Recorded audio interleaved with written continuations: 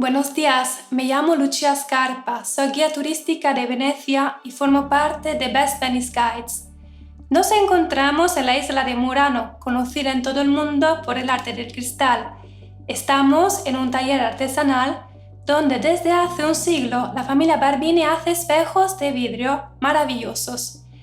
El espejo es el resultado de más fases de trabajo y precisa de la colaboración de varias personas. Vincenzo primero dibuja el modelo para poder realizar el soporte de madera. Luego Filippo corta las láminas de cristal de la forma deseada, las alisas con una piedra moladera y las enluces con una rueda de corcho. Sobre las láminas de cristal, Nicola, que es un artista, dibuja la decoración y la graba a mano en punta de diamante.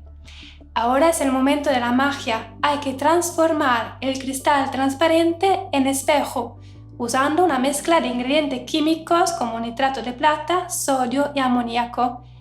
Bañando en esta mezcla química la lámina de cristal, de repente se transforma en espejo.